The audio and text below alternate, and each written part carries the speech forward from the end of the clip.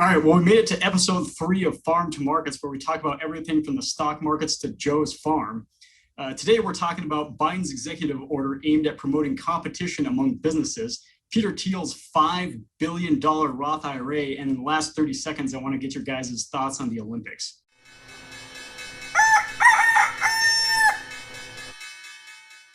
Alex, on Friday, in a nod to the Roosevelt and Taft administration of the Progressive era, Joe Biden signed an executive order that reflects his increasingly anti-big business sentiment. His aim is to crack down on the anti-competitive practices of the nation's biggest companies, as he believes they are using their power to box out smaller competitors and exploit consumers. That's a huge subject, but I want you to give me all your thoughts in 1 minute. Well, you're right that the spirit of the executive order is trust busting, but I would argue that the consolidation that it's targeting, especially the consolidation over the last 18 months, has not been big businesses' fault, but it's rather been particularly state and local government's fault. They crushed small and mid-sized businesses during the various COVID lockdowns and other restrictions. And businesses like Amazon, Walmart, Target, and others that were already big and capable of taking their business all online and delivery, or could easily ramp that up, they really killed it. Like I said, smaller businesses got destroyed. These regulations, it's hard to say what they're going to look like over the next few years. It's going to take some time for us to see, but whatever they turn out to be, it's likely to have the same effect that the lockdowns did, which is the opposite effect of what they're hoping. Bigger firms are going to be able to find either a way around these new regulations, or they'll just stay big and entrench themselves, while this is going to make smaller and mid-sized businesses have greater difficulty to expand. Drew, what do you think? I think that this whole the push for fair competition and antitrust law is mostly just a signaling tactic by the Biden administration. It's just to show the United States that we care about fair competition and we're willing to take action. Now, when the president signs executive orders, that gives them the authority to direct the federal agencies. And I suppose some of these big tech companies, including Facebook and Google, Microsoft, they may be subject to some changes, but when it actually comes down to the way they fundamentally operate, or whether they're going to be able to merge or acquire different companies, I think that'll actually have to come through Congress by changing the law. So I think this is a hot topic right now. It's in the headlines, it's a big deal, but until Congress actually makes a law that states what companies can and can't do, I'm not going to be too worried about it. Joe? The president has created the White House Competition Council. Anybody who's read Ayn Rand's Atlas Shrugged will remember the anti-dog-eat-dog legislation. This sounds like it's coming right out of an Ayn Rand novel. President Biden is trying to create his legacy that will rival FDR's. Unfortunately, he doesn't have the super Democrat majority that Congress had back in the 1930s, and he doesn't have the political horsepower to bully the Supreme Court with threats of court packing. The only tool he has is the executive order to ram this really bad idea down our throats. Now, there's an old political science maxim that says, when democratic societies attempt to centrally plan economic outcomes, to Alex's point, they tend to get the exact opposite of what was intended. You take a look at the track record. Minimum wage laws have tended to decrease the amount of take-home pay, particularly for marginal workers. Right here in Whitefish, affordable housing initiatives, which they've been pushing for at least 6 years, has made for a massive acceleration in housing prices. I predict Biden's assault on monopolies will lead to less competition and more market share being held by the Amazons and the Walmarts of the world. Protecting inefficient and rent-seeking businesses to ensure efficient businesses can successfully meet the demands of consumers is not the best way to improve the economy. Thanks. I should probably include some legislation so that you don't monopolize the time here. You blew past your 1 minute mark about a minute ago. Sorry. I would say that the whole issue here is somewhat of a misunderstanding, because when they make executive orders targeted at big companies, they're assuming that big companies are in control of the market, when in actuality, that's not the case, is that the consumer is 100% in control of the market. They just happen to prefer Apple and Google and Amazon right now. And about 90% of the market prefers those three companies over anything else. If something better comes along tomorrow, Facebook, Amazon, and Google will become obsolete. The social media company or the social media industry is a great example of this. For a long time, Facebook held what they call like a monopoly, mostly because it was the only company in that space. It was the first company to come up with the social media platform. But along came Snap and TikTok and has been stealing younger customers away for years. And that's forced Facebook into like digital currencies and all kinds of other trying to reinvent themselves to win back consumers' attention. So I think that the issue here is just a misunderstanding of who's in control, and the markets tend to figure that out by themselves. I like to add to that, Tom. I think that big companies get a bad rap because they're big and because they're successful. It's because they're slimy or they went through some loopholes. But there's a reason why people buy Nike shoes and they don't buy kangaroos anymore. Nikes are a great product and kangaroos are garbage. If you really want to take down a big company, stop buying their stuff. Exactly. All right, well, let's move on. Drew, according to information that was released by ProPublica, Peter Thiel, the co-founder of several companies, most notably PayPal, was able to stock away an astonishing $5 billion, billion with a B, into his Roth IRA. As you know, a Roth IRA is a retirement account that is funded with after-tax money that allows contributions and investments to be distributed 100% tax-free if you're over the age of 59. If you're over the age of 59 and a half. First off, how do you get $5 billion inside of a Roth IRA when you're only allowed to put $6,000 or $7,000 if $7,000 in if you're over the age of 50? And then second, what kind of consequences does this have now that this information is public? So the way you get $5 billion in your Roth IRA is to invest in something that's going to grow a lot.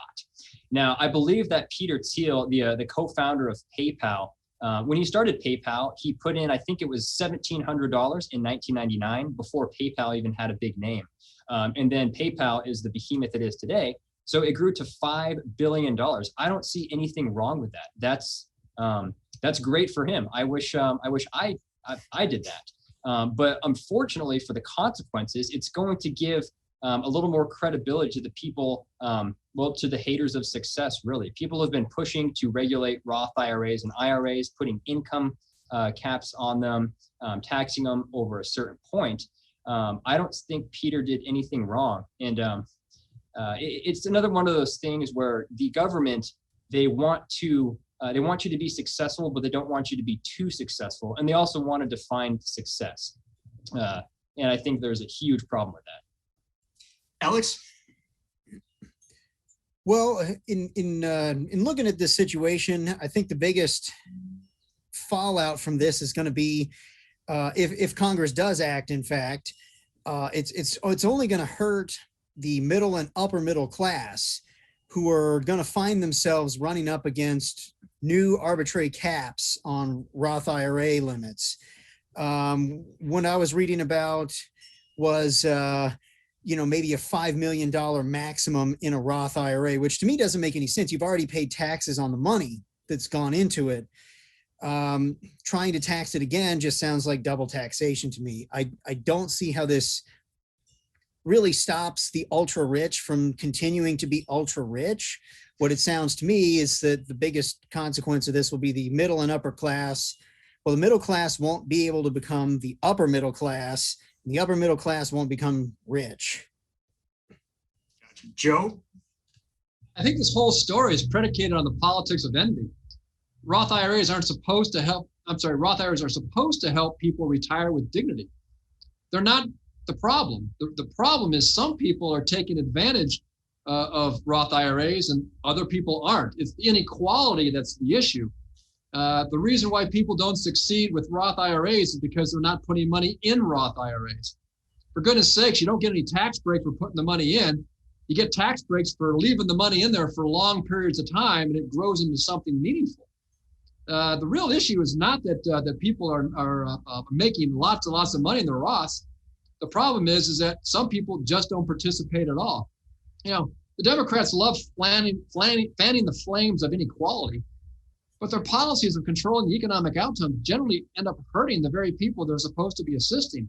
Instead of focusing on the few people, a handful of people have made $1 billion in their Roth IRAs, but there are millions of people who have hundreds of thousands of dollars in their Roth IRAs right now.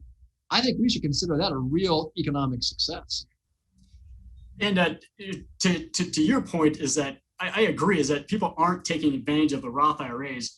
But in Peter Thiel's case is that he had a really good accountant or accountants working for him, because in order to buy shares of companies that you own, you have to navigate the prohibitive transaction rules.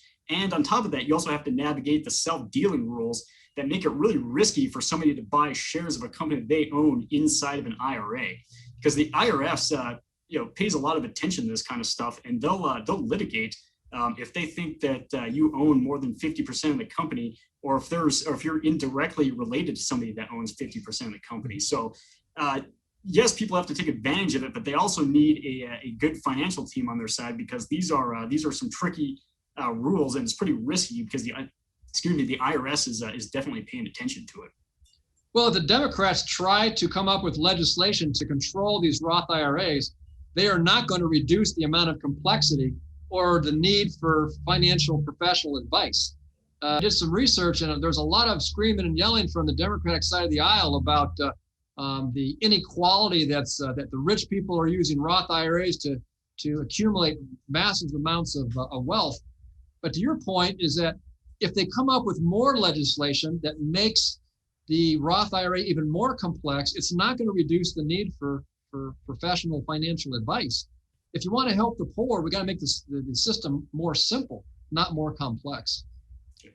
Well, I think we'll leave it there, and we'll move on to our last topic, which is the Olympics. Is that Joe, despite being delayed by a year because of the pandemic and not allowing any spectators to attend this year, they're going to be held in Tokyo, Japan, at the end of this month. Will you be watching them? In spite of the fact that I ran high school track meets on the very same track that they will be using this year for the Olympics, I will not be watching the Olympics. To be honest with you, commercial athleticism has lost its entertainment appeal for me, and I'm just not going to waste a whole lot of time watching a ton of woke human interest stories and crass commercials when I could be doing more things like playing with my chickens and goats. It really gets in the way of your constitutional law podcast, doesn't it? Yeah. Alex, are you going to be watching the Olympics? I thought I might until they announced that they weren't going to have any fans anywhere in the Olympics.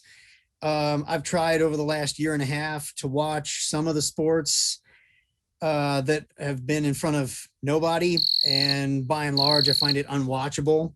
So with no excited crowds or cheers and boos, anything like that, it's really just going to be watching people exercise on TV, which doesn't sound that appealing to me. All right, Drew? I'm not going to be watching them. I don't have TV. Maybe I'll catch the highlights on YouTube or something, but I'll probably follow the results. I recently joined a running club, and it's kind of nice to be surrounded by people who speak the language of track and field. They're talking about the athletes and their achievements. So I'm interested at seeing what humans are capable of doing in the Olympics this time around, but I'm probably not going to watch them too closely. I'll agree with Alex's point, is that without fans, sitting in the bleachers or the stands or whatever, it's pretty hard to watch. The Major League Baseball, and I think the NBA experimented with virtual fans, which was painful. But I will say is that my family enjoys it, so they'll probably be watching it. I'm not a huge fan of the Summer Olympics. I'm more like the Winter Olympics, in particular curling, where you can have an Olympic curling team that basically looks like a bunch of dads who decided that they wanted to be in the Olympics, and the next year they're getting a gold medal. Those are the kind of sports I want to watch. Yeah. All right. Well, we'll leave this there for the sake of everybody's time. Hopefully we'll do more of these in the future.